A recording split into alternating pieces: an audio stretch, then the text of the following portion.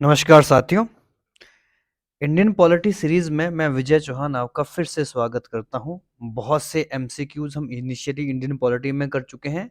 आज एक और इम्पोर्टेंट टॉपिक हम जिसके ऊपर एमसीक्यूज करने वाले हैं। ठीक है, इम्पोर्टेंट कॉन्स्टिट्यूशनल अमेंडमेंट्स की जगह इम्पोर्टेंट आर्टिकल्स आप नोट करेंगे। ठीक है, जो भी महत्वपूर्ण संविधान के महत्वपूर्ण अनुच्छेद हैं, ठीक है, जिसके ऊपर एक टॉपिक हम पहले डिस्कस कर चुके हैं। आज कुछ और इम्पोर्टेंट जो एग्जामिनेशन में पूछे गए क्वेश्चंस हैं उसके ऊपर चर्चा करेंगे।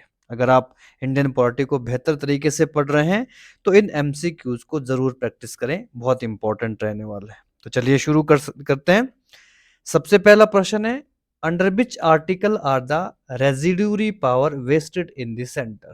किस अनुच्छेद के तहत अवशिष्ट शक्तियां केंद्र के पास है? 245, 246, 247, 248। सबसे पहले आपको रेजिड्यूरी सब्जेक्ट समझना होगा क्या होता है। ठीक है, तो जैसे कि अगर आप कॉन्स्टिट्यूशन का जो 7th शेड्यूल पढ़ते हैं, ठीक है, 7th शेड्यूल पढ़ते हैं, उसमें 3 प्रकार की लिस्ट आपके पास दे रखी है, जिसमें सबसे पहले हम बात करते हैं यूनियन लिस्ट की, ठीक है, संघ सूची की, और दूसरी बात करते हैं हम स्टेट लिस्ट की, राज्य सूची की। ठीक है, और तीसरे नंबर पर होती है हमारी कॉनकरेंट लिस्ट, जिसको हम समवर्ती सूची बोल देते हैं। ठीक है, समवर्ती सूची बोल सकते हैं। इसमें लगभग आपको 100 विषय देखने को मिलेंगे जिसको सेंटर के पास कानून बनाने का अधिकार है। इसमें लगभग आप, ठीक है, 61 सब्जेक्ट को देखेंगे, और कॉनकरेंट लिस्ट में लगभग आप 54 सब्जेक्ट को देखने वाले हैं, जिनके ऊपर कौन कानून बनाता है, सेंटर बनाता है, सॉरी बोथ बनाता है। ठीक है, तो एक चौथी सब्जेक्ट होते हैं जिसको बोलते हैं अभिशिष्ट या रेजिड्यूरी पावर्स। तो अभिशिष्ट वो सब्जेक्ट होते हैं जो इन 3 लिस्टों में शामिल नहीं होते।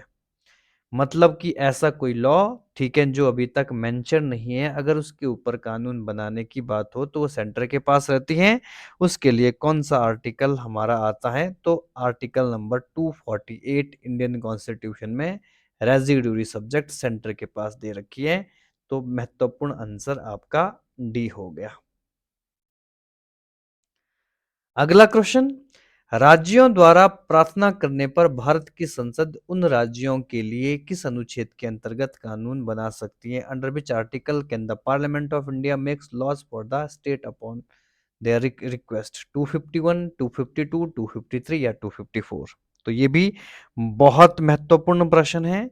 ठीक है, एक बार फिर से प्रश्न वही आ गया है, union list, state list, कॉनकरेंट list. State list में राज्य कानून बनाता है, स्टेट कानून बनाता है, लेकिन अगर कभी स्टेट ये रिक्वेस्ट करे सेंटर से कि आप हमारे सब्जेक्ट में कानून बनाओ, तो वो कौन सा आर्टिकल है? तो आप कर लोगे आर्टिकल नंबर 252 आपका आंसर होगा। ठीक है, राज्य की प्रार्थना पर केंद्र लॉ बना सकता है यूनियन लिस्ट के सब्जेक्ट के ऊपर। नेक्स्ट क्वेश्चन, भारतीय संविधान के अंतर्गत कौन सा अनुच्छेद संसद को राज्य सूची के विषय में विधि बनाने की शक्ति प्रदान करता है? Which article of the Indian constitution empowers parliament to legislate on the matter of the state list? ये शक्ति केवल और केवल राज्यसभा के पास है। राज्यसभा की ये महत्वपूर्ण पावर है कि वो चाहे तो किसी स्टेट लिस्ट के सब्जेक्ट को, ठीक है, पब्लिक वेलफेयर का सब्जेक्ट बनाकर क्या कर सकती हैं? उसके ऊपर लॉ बना सकती है। ठीक है, तो उसके लिए कौन सा आर्टिकल होगा? 115, 116, 226, 249। जो सेंटर स्टेट रिलेशन का टॉपिक है वो 246 से शुरू होता है, तो इसमें 249 में इसका आंसर आपको देखने को मिलेगा। ये स्पेशल पावर है राज्यसभा की। नेक्स्ट क्वेश्चन, भारतीय संविधान का कौन सा अनुच्छेद संसद को अंतरराष्ट्रीय समझौतों को लागू करने के लिए विधि निर्माण की शक्ति देता है? Which article of Indian constitution empower parliament to make laws for implementing international treaties? 249, 250, 252, 253। ठीक है, तो जितने भी अंतरराष्ट्रीय संधि और समझौते होते हैं वो तो केंद्र के पास ही होते हैं। ठीक है, तो ये कौन सी ऐसी शक्ति है जो पार्लियामेंट को ये पावर देती है? तो आर्टिकल नंबर 253 पार्लियामेंट को ऐसी पावर देती है कि वो, ठीक है, जो भी आपके इंटरनेशनल ट्रीटीज हैं उसके संबंध में लॉ फॉर्म करे। सेंटर स्टेट रिलेशन का ही ये भी टॉपिक है। नेक्स्ट क्वेश्चन, केंद्र राज्य के प्रशासनिक संबंध भारतीय संविधान के किस अनुच्छेद में वर्णित है? The administrative relation between centre and state are described in which article of Indian constitution? 256 से 263, 352 से 256, 356 या 250 से 280। ठीक है, तो सबसे पहले एग्जीक्यूटिव रिलेशन देखेंगे हम। ठीक है, वो आपके 240 से 256 के बीच में आते हैं। 256 से लेकर 263 के बीच में आपके प्रशासनिक संबंध देखे जाते हैं केंद्र और राज्य के बीच। बहुत महत्वपूर्ण आर्टिकल है ये भी संविधान का। नेक्स्ट क्वेश्चन, संविधान के किस अनुच्छेद के अंतर्गत केंद्र राज्य सरकार को निर्देश दे सकती है? Under which article can the central government issue direction to the state government? 256, 263, 356 या 370। तो आप प्रॉपर तरीके से इसका आंसर बता सकते हैं कि स्टेट जो सेंट्रल सरकार, जो केंद्र सरकार है, वो राज्य सरकार को नोटिफिकेशन जारी कर सकती है, डायरेक्शन जारी कर सकती है किसी भी मैटर से संबंधित, और वो आर्टिकल है हमारा 256 के तहत ये पावर सेंट्रल गवर्नमेंट के पास होती है। अंतर्राज्यीय परिषद का गठन का प्रावधान संविधान के किस अनुच्छेद के अंतर्गत है? The provision for the formation of inter state council is under which article of Indian constitution? 293, 280, 263 या फिर 249। ठीक है, तो एक इंटरस्टेट काउंसिल का फॉर्मेशन होता है जिसका अध्यक्ष प्रधानमंत्री को बनाया दिया जाता है। जब भी दो और तीन स्टेट के बीच में किसी भी प्रकार का कोई भी डिस्प्यूट होता है तो उसको सॉर्ट आउट करने के लिए ये स्टेट ये जो आपकी इंटरस्टेट काउंसिल होती है इसका निर्माण होता है। इसका प्रोविजन आप कॉन्स्टिट्यूशन के आर्टिकल नंबर 263 में देखोगे। ये भी बहुत इंपॉर्टेंट प्रश्न है। भारतीय संविधान के किस अनुच्छेद में वित्त आयोग के गठन का प्रावधान है? ठीक है, the provision for the establishment of finance commission is under the which article of Indian constitution? 249, 280, 360, 370। बहुत बार ये प्रश्न पूछा गया है। ठीक है, तो ये इंपॉर्टेंट आर्टिकल 280 है। प्रेसिडेंट के पास पावर है कि वो प्रत्येक 5 वर्ष के लिए एक फाइनेंस कमीशन का नियुक्ति करें जो आने वाली 5 इयर्स में सेंटर और स्टेट के बीच में रेवेन्यू एलोकेट करेगा। ठीक है, अभी जो 2020 से लेकर 2020 से 25 के बीच में 15th फाइनेंस कमीशन हमारे एनके सिंह है, ये भी आप नोट कर सकते हैं, एनके सिंह। और जो 25 से 30 के बीच में हमारे 16th फाइनेंस कमीशन होने वाले हैं उनका नाम भी अभी डिक्लेयर हो चुका है, अरविंद पनगड़िया। ठीक है, ये हमारे 16th फाइनेंस कमीशन होंगे। ठीक है, मुख्य कार्य क्या होता है? To allocate the revenue between centre and state. Next question, संपत्ति का अधिकार संवैधानिक अधिकार है, यह किस अनुच्छेद में बताया गया? Right to property is a constitutional right, it is mentioned under the which article? Article 28, article 30, article number 31D या आर्टिकल नंबर 300A। ठीक है, तो इनिशियली हमारे कॉन्स्टिट्यूशन में 7 फंडामेंटल राइट थे। ठीक है, 7 फंडामेंटल राइट थे जिसमें से आर्टिकल नंबर 31 जो राइट टू प्रॉपर्टी था उसको यहाँ से हटा दिया गया 44th कॉन्स्टिट्यूशनल अमेंडमेंट के तहत 1978 में मोरारजी देसाई सरकार के द्वारा। और इसको कहां पर ऐड कर दिया गया है? आर्टिकल नंबर 300A में। अब इसको कॉन्स्टिट्यूशनल या लीगल राइट कहा जाता है। अब ये फंडामेंटल राइट नहीं है। ठीक है, नेक्स्ट इंपॉर्टेंट, भारतीय संविधान के किस अनुच्छेद में सुनवाई के अधिकार का उल्लेख है? Principle of natural justice in which article of Indian constitution right to be heard principle of natural justice include? Article 308, article 309, article 310, article number 311। ठीक है, तो बहुत इंपॉर्टेंट है ये। ठीक है, नेचुरल जस्टिस जिसकी बात संविधान के आर्टिकल नंबर 311 में कर दी गई है, आप प्रॉपर तरीके से इस चीज के बारे में डिस्क्रिप्शन में पढ़ सकते हैं, प्रॉपर तरीके से क्या क्या चीजें होने वाली है।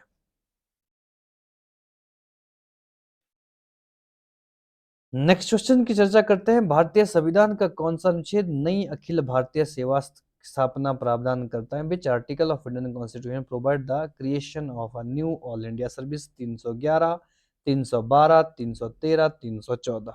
ठीक है, तो ये पावर भी सेकंड पावर है, ये राज्यसभा के पास इंपॉर्टेंट, जो लोकसभा के पास पावर नहीं है। 312 अनुच्छेद 312 के तहत, ठीक है, 2/3 मेजोरिटी के तहत कोई नई अखिल भारतीय सेवा शुरू कर सकते हैं, राज्यसभा के पास ये पावर है। तो इसके बारे में भी, ठीक है, आपको जरूर जानना चाहिए। नेक्स्ट क्वेश्चन आता है, संविधान के किस अनुच्छेद द्वारा लोक सेवाओं के संरक्षण प्रदान किया गया है? Which article of Indian constitution provide protection to civil services? 310, 311, 312 या 315? ठीक है, तो संविधान संविधान का जो आर्टिकल नंबर 311 है, वो लोक सेवाओं को संरक्षण देता है, प्रोटेक्शन देता है सिविल सर्वेंट्स को।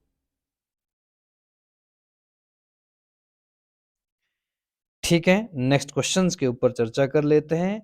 संविधान के किस अनुच्छेद द्वारा संघ और राज्यों के लिए एक लोक सेवा आयोग का प्रावधान किया गया है? Which article of Indian provide the public service commission for union and state? 310, 312, 313, 315? Bharat में यूपीएससी की स्थापना 1926 में हुई।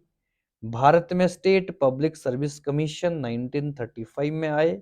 ठीक है, और इंडियन कॉन्स्टिट्यूशन के आर्टिकल नंबर 315 के तहत, ठीक है, ये प्रावधान किया गया है कि यूपीएससी और स्टेट पब्लिक सर्विस कमीशन राज्य के अंदर किस प्रकार से कार्य करेंगे।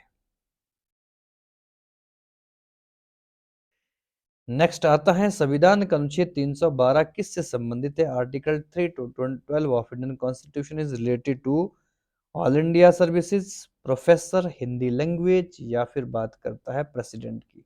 तो प्रेसिडेंट तो 52 में है, हिंदी लैंग्वेज का कंसेप्ट आपका 345 से शुरू होता है, प्रोफेसर से इस प्रकार का कोई, ठीक है, तो ऑल इंडिया सर्विसेज से संबंधित है, आर्टिकल नंबर 312।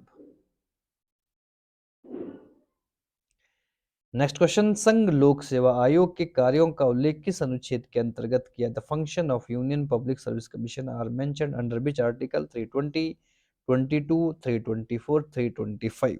ठीक है, तो हमारा जो यूपीएससी है और स्टेट पीसीएस है, ठीक है, ये आपको 315 से लेकर 323 के बीच में देखने को मिलेगा। ठीक है, तो 325 इसमें नहीं होगा। 324 इलेक्शन कमीशन की बात करता है, तो आंसर हमारा इन्हीं दो में है, तो आंसर आपका 320 होता है। नेक्स्ट क्वेश्चन, भारतीय संविधान के किस अनुच्छेद में निर्वाचन आयोग के लिए प्रावधान है? Under which article of Indian constitution provision from the election commission given?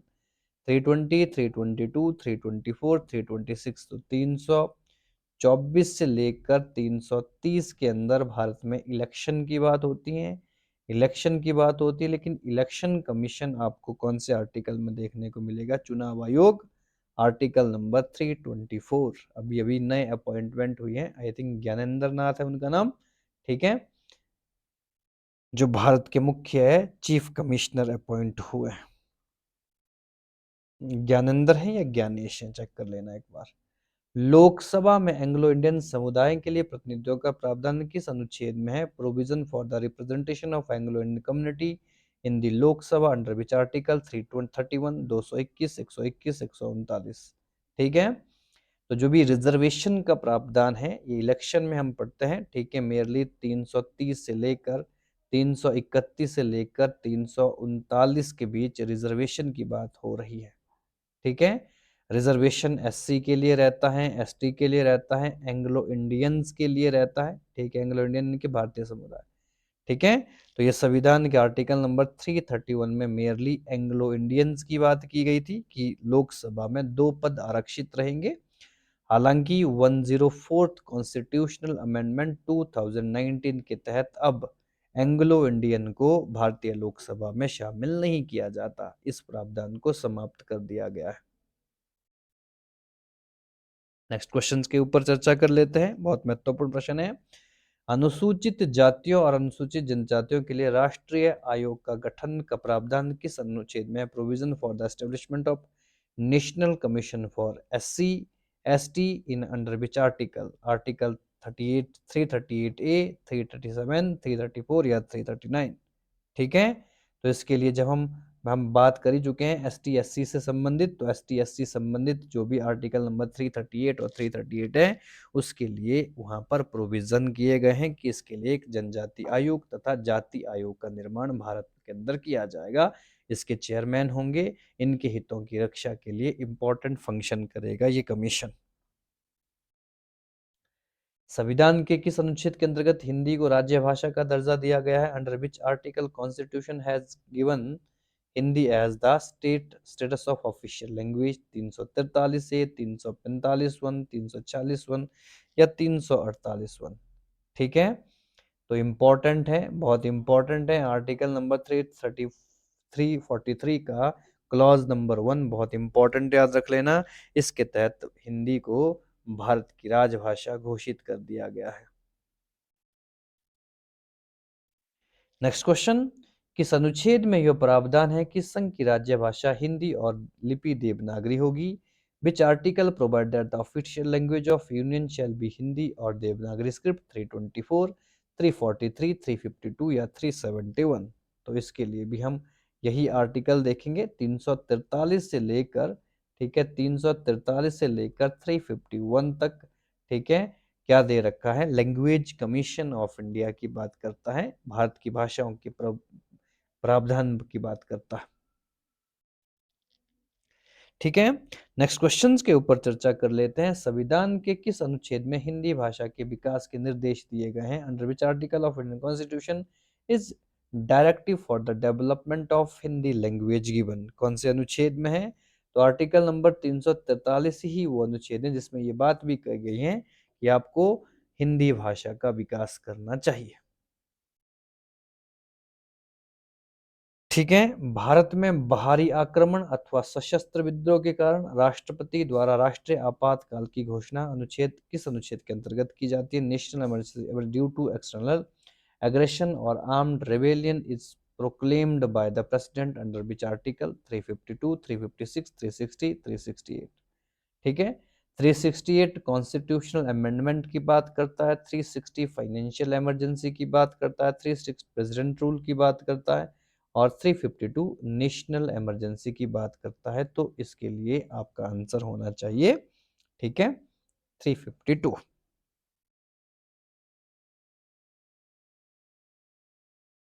Next question, संविधान के किस अनुच्छेद के तहत राज्यों में संवैधानिक तंत्र विफल होने पर राष्ट्रपति शासन लागू किया जा सकता है? Under which article can president rule impose in the state case of constitutional breakdown? 356, 365, 359 या 370? तो 360, तो ये हम पहले ही डिस्कस कर चुके हैं। ठीक है, राज्य आपातकालीन इसको बोलते हैं। ठीक है, इसको संवैधानिक आपातकालीन भी कहा जाता है। ठीक है, इसको प्रेसिडेंट रूल भी कहा जाता है। ठीक है, जब किसी राज्य के अंदर सरकार का विघटन हो जाता है, ठीक है, तो उस समय ये प्रावधान लागू होता है राष्ट्रपति के द्वारा। संविधान के किस अनुच्छेद राष्ट्रपति वित्तीय आपात की घोषणा करता है? Under which article can the president proclaim financial emergency? 352 में नेशनल इमरजेंसी है, प्रेसिडेंट रूल है। 360 में आप किस फाइनेंशियल इमरजेंसी है? तो आपका आंसर 360 हो जाएगा। बहुत सिंपल क्वेश्चन है, काफी बार इससे पहले हम डिस्कस कर चुके हैं इस प्रश्न को। संविधान में मंत्रिमंडल का शब्द एक बार प्रयोग हुआ है, यह किस अनुच्छेद में है? The world cabinet is used once the constitution it appear in which article? 352, 74, 356 या 76? ठीक है, बहुत इंपॉर्टेंट है। जो हम कैबिनेट की बात करते हैं बार बार कि पार्लियामेंट में सेंटर में एक कैबिनेट होती है, लोकसभा राज्यसभा की एक कैबिनेट होती है जिसमें महत्वपूर्ण मंत्री होते हैं। ये कैबिनेट शब्द हमारे संविधान में केवल एक बार प्रयोग हुआ है और ये कहाँ हुआ है? तो 44वें संविधान संशोधन 1978 के तहत इस शब्द को जोड़ा गया था, ठीक है, कि देश के अंदर इमरजेंसी तभी लगेगी जब कैबिनेट लिखित रूप में देगी। तो वो कैबिनेट शब्द आपको 352 में देखने को मिलेगा, ठीक है। मेयरली जब आप 352 का क्लॉज नंबर 3 देखोगे तो मैक्सिमम वहां पर वो चीज आपको देखने को मिलेगी। Next question, article number 350 A, Bharat के संविधान 350 ए किससे संबंधित है? Article 350 A of Indian constitution related to, option A है नागरिकों की भाषा एवं संस्कृति की सुरक्षा, राइट ऑफ सिटीजन टू, ठीक है, conserve their language and literature, ठीक है। दूसरा है सिखों को कृपाण रखने का अधिकार, 25 ए में दिया गया है, ठीक है, 25 में है ये। प्राथमिक स्तर पर मातृभाषा की व्यवस्था, facilities for the instruction in mother language, ठीक है, mother tongue eight primary stage, और अल्पसंख्यकों के भेदभाव से रहित सहायता, ठीक है, नो डिस्क्रिमिनेशन इन स्टेट, ये आर्टिकल नंबर 29-30 में ही आता है मेयरली, ठीक है। तो आर्टिकल नंबर 343 से लेकर 351 तक हम क्या पढ़ते हैं? लैंग्वेज कमीशन पढ़ते हैं। तो सिर्फ अब ये भाषा एजुकेशन की बात करेगा, तो भाषा शिक्षा कहाँ पर है, ठीक है, सॉरी ये किस चीज के, ये लैंग्वेज की बात करता है। तो भाषा शब्द यहाँ पर भी है और मातृभाषा यहाँ पर भी है। तो नागरिकों की भाषा व संस्कृति की रक्षा न करके ये आर्टिकल प्राथमिक स्तर पर मातृभाषा में शिक्षा दी जाएगी। ये प्रोविजन 350 ए में एक डायरेक्टिव प्रिंसिपल स्टेट पॉलिसी का ही एक पार्ट हम इसको मान सकते हैं। नेक्स्ट क्वेश्चन, संसद में संविधान संशोधन का अधिकार किस अनुच्छेद में दिया गया है? Parliament has power to amend the constitution is given under which article? 349 में है, 368 में, या 390 में है, या 351 में है? तो बहुत सिंपल और बहुत आसान प्रश्न मुझको लगता है ये, ठीक है, 368 है। 368 के तहत इंडियन कॉन्स्टिट्यूशन को अमेंड किया जा सकता है और अभी तक लगभग 105 या 6 बार हमारे कॉन्स्टिट्यूशन को अमेंड किया जा चुका है। नेक्स्ट क्वेश्चन, भारत के संविधान अनुच्छेद 368 किससे संबंधित है? आर्टिकल 368, तो ये हम अभी डिस्कस कर चुके हैं। नंबर 1 है constitution power to parliament to amend the constitution. मुझे लगता है यहाँ से आगे हमको पढ़ने की आवश्यकता भी नहीं है, ठीक है, बहुत सिंपल प्रश्न है, ठीक है। कॉन्स्टिट्यूशन में अभी तक भारत के 120 127 कॉन्स्टिट्यूशनल बिल आ चुके हैं और 106 बार हमारे कॉन्स्टिट्यूशन को क्या किया गया है? अमेंड किया गया है। नेक्स्ट क्वेश्चंस की बात आती है, संविधान का वो अनुच्छेद कौन सा है जिसका सर्वाधिक दुरुपयोग हुआ है, जिसका प्रयोग केंद्र सरकार ने कई बार अपने राजनीतिक स्वार्थ के लिए किया है?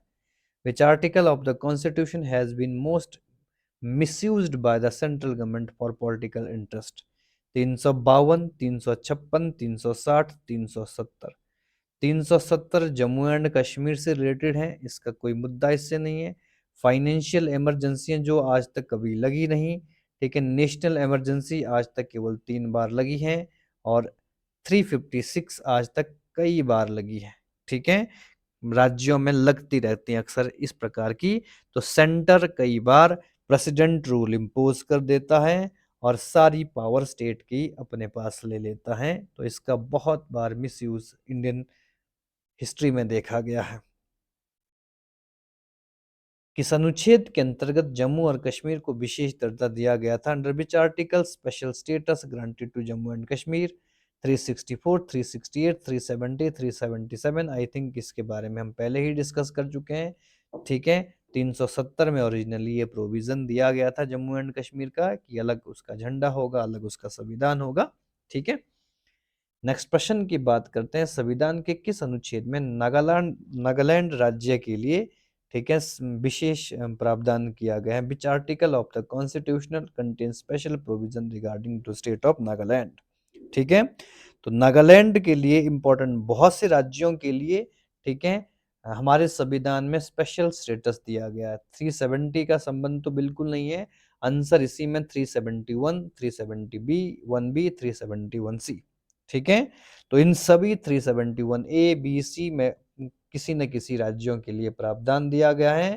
तो ये जरूर आप पढ़ें एक बार, ठीक है। 371A में प्रोविजन दिया गया है, नागालैंड के लिए विशेष दर्जा दिया गया है।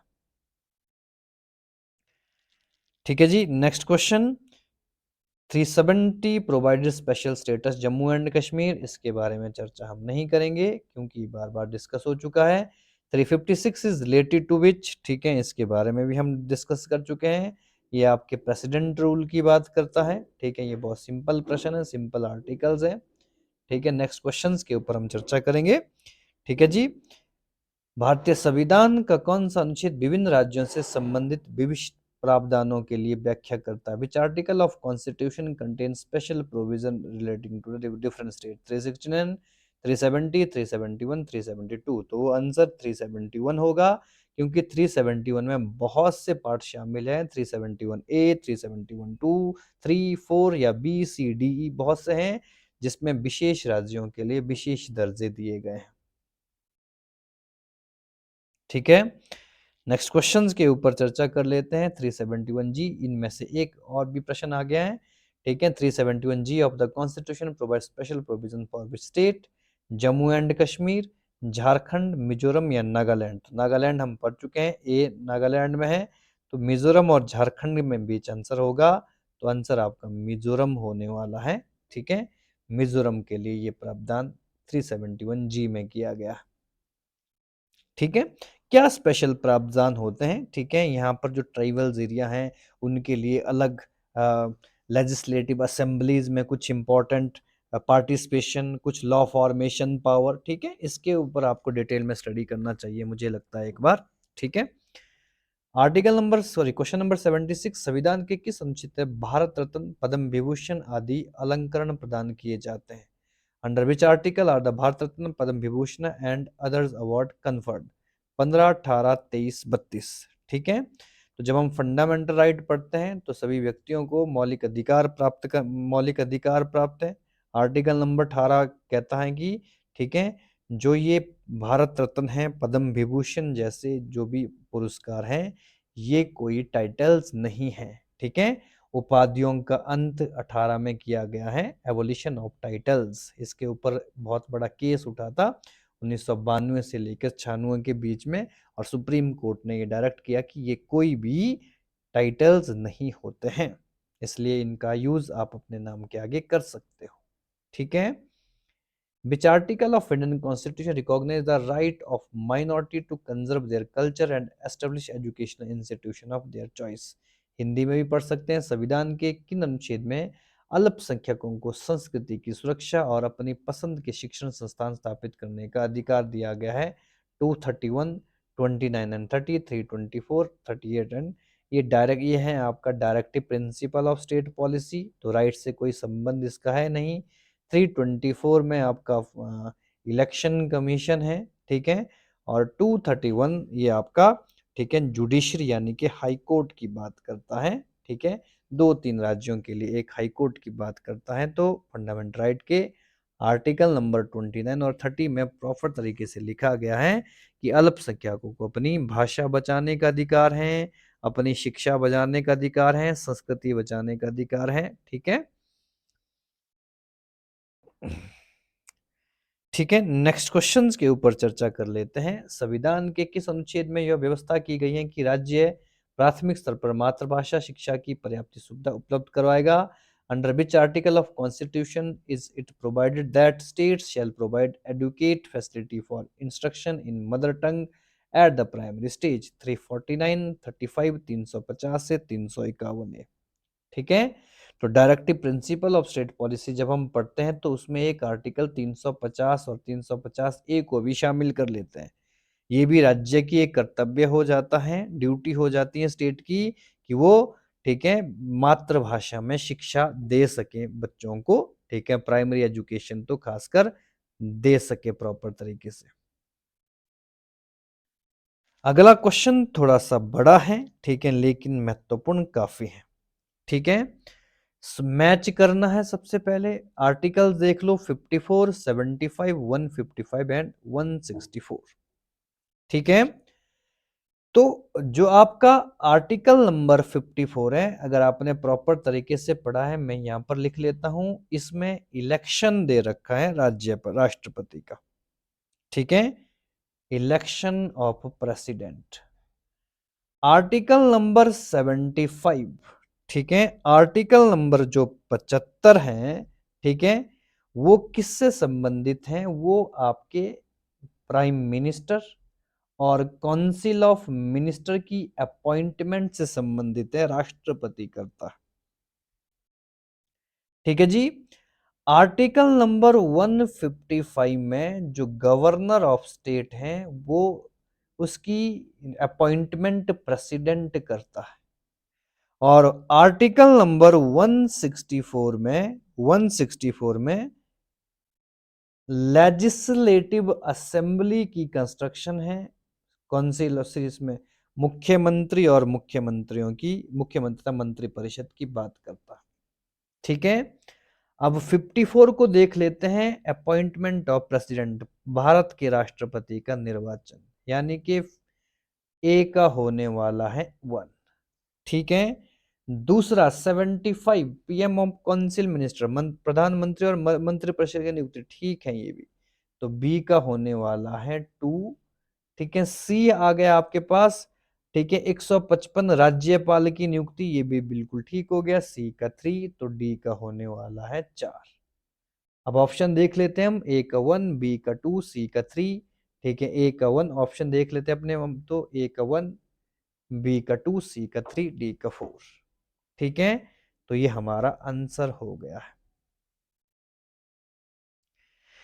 नेक्स्ट क्वेश्चंस के ऊपर चर्चा कर लेते हैं। भारतीय संविधान में समानता का अधिकार 5 अनुच्छेदों द्वारा प्रदान किया गया है, ये कौन से? The right to equality in the constitution guaranteed by 5 articles, these are 16 से 20, 15 से 19, 14 से 18, 13 से। ठीक है, तो इंडियन कॉन्स्टिट्यूशन में 6 फंडामेंटल राइट है। पहला fundamental right, right to equality, right to equality 14 से 18। ठीक है, राइट टू फ्रीडम या लिबर्टी बोल सकते हैं 19 से 22। ठीक है, राइट टू, आपका तीसरा आता है राइट अगेंस्ट एक्सप्लॉयटेशन। ठीक है, ये आता है 23 से लेके 24 के बीच में। और right to freedom of religion, ठीक है, रिलीजन की बात होती है 25 से लेके 28 में।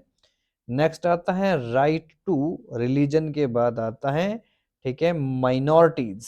ठीक है, minorities, sorry, educational and cultural rights बोल सकते हैं, एजुकेशनल एंड कल्चरल राइट्स, ये 29 से 30। और लास्ट आता है आपका right to constitutional remedies, article number 32। तो अनुच्छेद राइट टू इक्वलिटी की बात करता है, आप प्रॉपर तरीके से इसको नोट कर सकते हो। नेक्स्ट क्वेश्चंस के ऊपर चर्चा कर लेते हैं। ठीक है, नीति निर्देशक सिद्धांतों को निम्नलिखित में से कौन सा अंतरराष्ट्रीय शांति और सुरक्षा संबोधन करता है? Which of the following article of directive principle of state policy relate the promotion of international peace and security? 51, 48A, 43A, ठीक है, या 41A? ठीक है, तो जब आप directive principle of state policy पढ़ते हैं उसमें लास्ट आर्टिकल 51 आता है, और 51 ही आर्टिकल अंतरराष्ट्रीय शांति और समझौते की बात करता है कि राज्य क्या करेगा, अच्छे इंटरनेशनल लिस्ट बनाएगा, इंटरनेशनल संबंध बनाएगा। ठीक है, नेक्स्ट क्वेश्चंस के ऊपर चर्चा कर लेते हैं। फिर से सूची 1 को सूची 2 से मिलाना है। ठीक है, पहले आर्टिकल्स देख लेते हैं, 323A, 324, 330, 320। ठीक है, तो बहुत इंपॉर्टेंट आर्टिकल्स हैं सभी के सभी। ठीक है जी, तो डिस्कस कर लेते हैं। सबसे पहले जो आपका 324 में, इसमें है election commissioner of India, election commissioner of India. ठीक है, दूसरा, ठीक है जी, जो आर्टिकल नंबर 323A है, ठीक है, 320, इसमें ये 14 14A का 14 पार्ट में आता है कॉन्स्टिट्यूशन में। इसमें है एडमिनिस्ट्रेटिव ट्रिब्यूनल्स, प्रशासनिक अधिकरण की बात करता है कि कुछ ऐसे ट्रिब्यूनल सेटअप किए जाएंगे जो जुडिशरी बॉडी की तरह कार्य करेंगे। ठीक है, आर्टिकल नंबर 330 बात करता है इलेक्शंस की, ठीक है, इलेक्शंस की बात करता है। इलेक्शन यानी कि जो भी आपके इसके तहत एससी एसटी के लिए, ठीक है, लोकसभा तथा विधानसभा में रिजर्वेशन की बात करता है। और जो आर्टिकल नंबर 320 है, ठीक है, ये आपके मैंने पहले ही बता चुका हूं 315 से लेकर 323 के बीच में लोक सेवा है, ठीक है, यूपीएससी है, स्टेट पब्लिक सर्विस कमीशन है, तो पीसीएस के कार्य इसमें लिखे गए हैं। अब इसको प्रॉपर तरीके से हम मैच कर लेते हैं। 324 इलेक्शन, ठीक है, यानी कि ठीक है जी, यानी कि पहले ए देख लेते हैं। 321 ए एडमिनिस्ट्रेटिव ट्रिब्यूनल्स, ठीक है जी, ए का होने वाला है 2,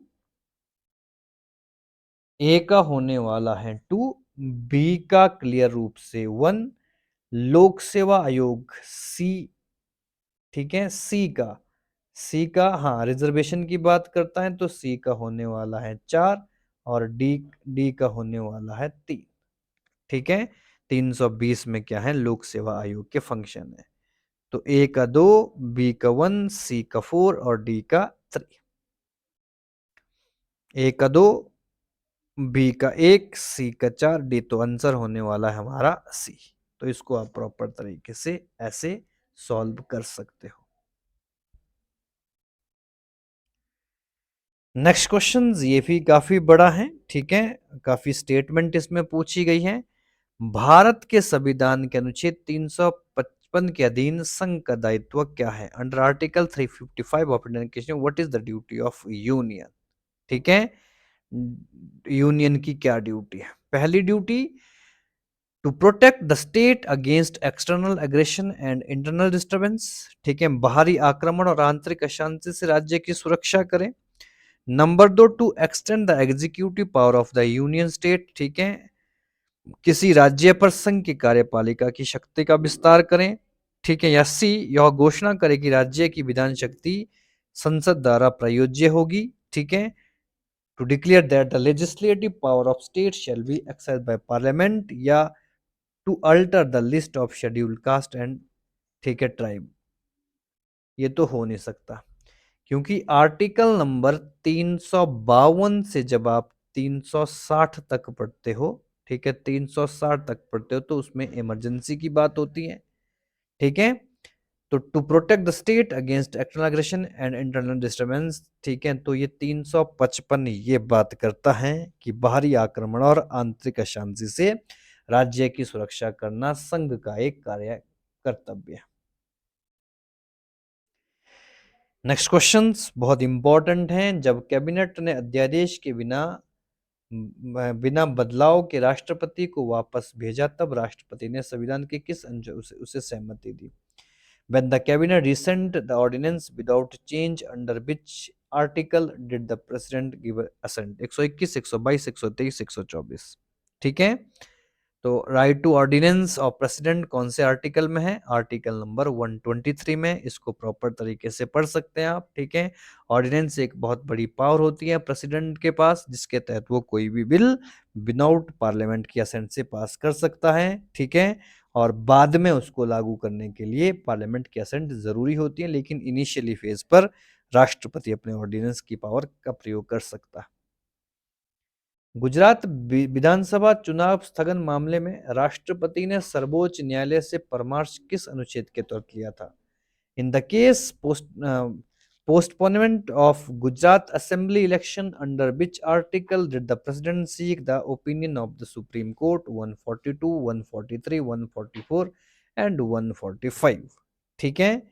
तो बहुत इंपॉर्टेंट है ये बात, 1977 की है, 1977 की है, जब राष्ट्रपति का चुनाव किया जा रहा था, ठीक है। तो राष्ट्रपति के चुनाव में गुजरात की विधानसभा भंग हुई थी, तो उस समय ये बात तय की गई थी कि जब, ठीक है, राष्ट्रपति का चुनाव क्या टाला जा सकता है यदि किसी राज्यसभा की, किसी राज्य की विधानसभा स्थगित हो, ठीक है। तो ये बात इंपॉर्टेंट कौन से आर्टिकल में, ठीक है, कौन से आर्टिकल में है? तो article number 143 of Indian constitution provide president to seek the, ठीक है, ठीक है, seek the opinion from supreme court. Supreme court से पूछता है कि बताओ कि हमें क्या करना चाहिए इस स्थिति में, जब राष्ट्रपति के उसको बोलते हैं, जिसको पावर बोलते हैं सुप्रीम कोर्ट का एडवाइजरी जुरिडिक्शन। बहुत महत्वपूर्ण है ये। नेक्स्ट इंपॉर्टेंट क्वेश्चन, कौन सा अनुच्छेद कहता है कि राज्य की कार्यपालिका शक्ति का प्रयोग इस प्रकार किया जाएगा कि संघ पर प्रतिकूल प्रभाव न पड़े? Which article provide that the executive power of state shall be exercised so as not impair the union? Article 257, 258, 355, 366, 356। ठीक है, कौन सा अनुच्छेद ये कहता है कि राज्य की कार्यपालिका शक्ति का प्रयोग इस प्रकार किया जाए कि, ठीक है, संघ पर प्रतिकूल प्रभाव न पड़े? ठीक है, तो ये कौन सा आर्टिकल कहता है? आर्टिकल नंबर 258, 258 एक इंपॉर्टेंट आर्टिकल है।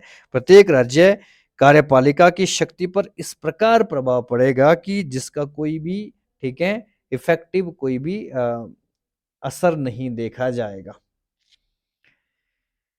नेक्स्ट इंपॉर्टेंट प्रश्न, कौन सा अनुच्छेद कहता है कि 14 वर्ष से कम उम्र की बालक और बालिकाओं को कारखाने में और खदान में काम नहीं करेगा? Which article prohibit employment of children below 14 years in factories of mines? 424, 45, 330 और 368। तो ये भी बहुत इंपॉर्टेंट आर्टिकल्स हैं, फंडामेंटल राइट है, राइट अगेंस्ट एक्सप्लॉयटेशन है।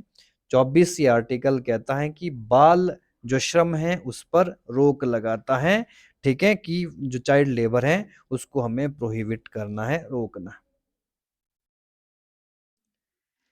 ठीक है, नेक्स्ट इंपॉर्टेंट प्रश्न आता है, संविधान में समानता का अधिकार किन अनुच्छेद द्वारा दिया गया है? The right to equality provide under which article? तो ये आई थिंक दूसरी बार ये प्रश्न रिपीट हो चुका है, तो आप इसको प्रॉपर तरीके से 14 से 18 कर सकते हो। ठीक है, नेक्स्ट क्वेश्चन फिर से आपका लिस्ट मैच का रहा है। ठीक है, पहले आप प्रश्न देख लो। CAG of India, finance commission, administrative tribunal और यूपीएससी। ठीक है, अगर आपने अच्छे से पढ़ा है तो 148 आर्टिकल्स आता है, फाइनेंस कमीशन 280 आता है, प्रशासनिक अधिकरण हम इससे पहले देख चुके हैं, ये आपका 323 में आता है। ठीक है, 323 या 324 आता है। ठीक है, और यूनियन पब्लिक सर्विस कमीशन ये आपका 315 में आता है। ठीक है, तो अब आप देख सकते हैं प्रॉपर तरीके से, बिल्कुल ये 323 का ए है। ठीक है, तो अब हम इसको सॉल्व कर लेते हैं। प्रश्न नंबर ए 148 कहां पर देखने को मिलेगा आपको? ए का है 3। ठीक है, बी का देख लेते हैं 280 कहां पर है? 2 में। ठीक है, सी का देख लेते हैं, एडमिनिस्ट्रेटिव 320 ये कहां पर है? 4 में। और डी का देख लेते हैं, जो रिमेनिंग बच गया एक, तो आंसर आएगा 3 2 4 1, ए का 3। ठीक है, आप देख सकते हो, ए का 3, बी का 2, ए का 3, बी का 2, सी का 4। तो ये पहला ही आपका आंसर होने वाला है। ठीक है, आज की क्लास का लास्ट क्वेश्चन डिस्कस कर रहे हैं। भारत सरकार का दायित्व है कि बाहरी आक्रमण एवं आंतरिक अशांति से राज्यों की रक्षा करे, किस अनुच्छेद में है? आई थिंक ये प्रश्न भी इससे पहले मैं डिस्कस कर चुका हूं। ठीक है, इंपॉर्टेंट है, आर्टिकल नंबर 355, 356, 352, 360। 360 में फाइनेंशियल इमरजेंसी, 352 में नेशनल इमरजेंसी, 300 प्रेसिडेंट रूल, और 355 वो आर्टिकल है जो कहता है कि it is the duty of union to protect state from, ठीक है, external aggression and internal disturbance. ठीक है, तो आज लगभग हमने 50 क्वेश्चन इंडियन पॉलिटी के डिस्कस किए। ये टॉपिक हमारे कंटिन्यू रहेंगे। अगर आप टीजीटी की तैयारी कर रहे हैं, एचपीएस की तैयारी कर रहे हैं, एसएससी सीजीएल की तैयारी कर रहे हैं, या किसी भी, ठीक है, सेंटर और स्टेट एग्जामिनेशन के लिए तैयारी कर रहे हैं, तो इस पर अपनी प्रैक्टिस जरूर करें, ताकि आपको आपकी पॉलिटी में किसी प्रकार का कोई शंका नहीं रहे। बाकी अपने सुझाव जरूर दे सकते हैं कमेंट के माध्यम से कि हमें किस प्रकार के क्वेश्चंस या किस प्रकार के टॉपिक शामिल करने चाहिए। बहुत बहुत धन्यवाद।